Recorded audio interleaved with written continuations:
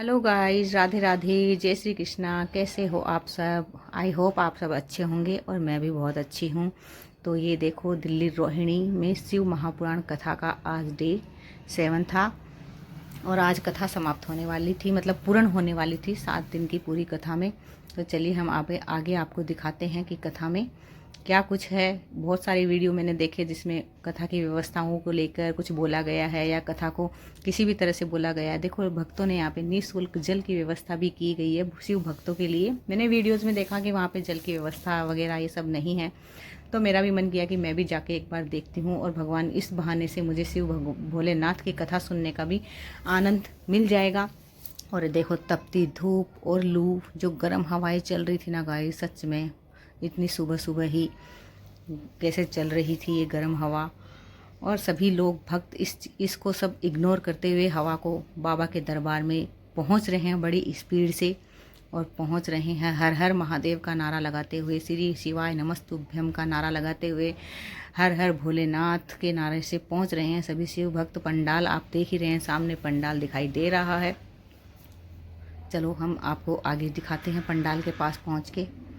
ये देखिए, पंडाल के पास हम पहुंच गए हैं और हम क्या, जो भी भगवान शिव के भक्त हैं वो सभी पहुंच गए हैं। सभी ने अपने गर्मी की वजह से मुंह को बांध रखा है।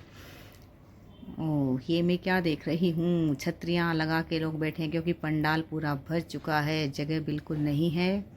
क्योंकि भगवान शिव की भक्ति ही ऐसी है गाइस, क्योंकि कल रात से ही लोग यहाँ पे आके यहीं पे सोए हैं और यहीं पे विश्राम किया, यहीं पे नहाए धोए सुबह, और यहीं पे सुबह 6 बजे से ही पंडाल में भजन कीर्तन कर रहे और यहीं बैठे हैं। हम जैसे जो लेट पहुँचेंगे तो वो तो फिर ऐसे ही होगा ना, क्योंकि बाबा भोलेनाथ की भक्ति है, ऐसे ही नहीं मिलती है। देखो किस तरह से सब अपनी अपनी छतरी, अपने अपने चद्दर लेके भोलेनाथ के द्वार पहुँचे हैं। क्योंकि पंडित प्रदीप मिश्रा का कहना है कि पंडाल में बैठकर जो कथा सुनता है उनके बाबा 3 महीने के अंदर अंदर मनोकामना पूरी जरूर करता है। और इसी श्रद्धा और इसी आस्था के भाव से सभी लोग बैठे हैं।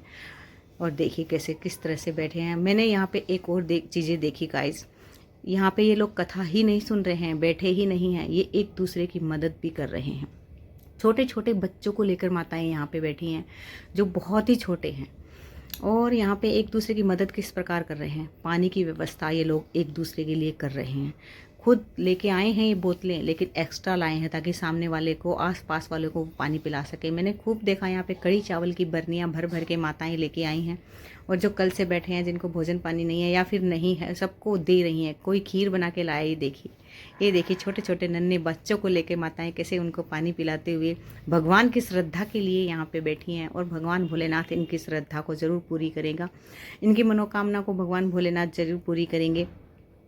ये देखिए आगे किस तरह से भीड़ है। आगे छाया वालों को तो खैर ऐसा कोई नहीं है। मेरे को बस यहाँ पे एक अव्यवस्था यही लगी कि ये जो लोग यहाँ पे धूप में बैठे हैं, थोड़ा सा अगर इनके लिए थोड़ी सी टेंट की व्यवस्था हो जाती तो ज़्यादा अच्छा रहता। लेकिन इन लोगों को ऐसी कोई ज़रूरत नहीं थी। ये अपने भोले बाबा में मगन थे और धूप को एकदम बर्दाश्त किए हुए थे। और प्रदीप जी मिश्रा पंडित जी का भी यही कहना है कि असली परीक्षा तो वही लोग दे रहे हैं जो धूप में बैठ के कथा सुन रहे हैं।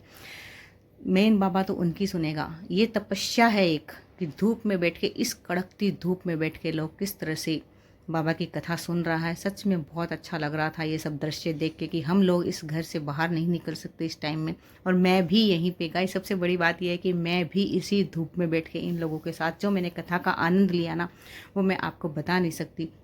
कि कड़कती धूप में मुझे स्टार्टिंग में तो, शुरू में तो मेरे को थोड़ा सा ऐसा लगा कि नहीं, मैं ये सब बर्दाश्त नहीं कर पाऊंगी। देखो सामने ही व्यासपीठ है जहाँ पे प्रदीप जी मिश्रा खूब कथाओं का एंजॉय करवा रहे हैं, भक्तों को भजनों का करवा रहे हैं। सभी एक दूसरे को भजन गाते हुए एंजॉय कर रहे हैं। बाद में मेरे को भी धीरे धीरे वो धूप बर्दाश्त होने लग गई, और छतरी के नीचे बैठ के मुझे भी ऐसा एहसास ही नहीं हुआ कि मैं इस धूप में बैठी हूँ। क्योंकि ये सब बाबा की ही श्रद्धा और ये आस्था सबको देखकर मेरे अंदर भी जागी। हर हर महादेव।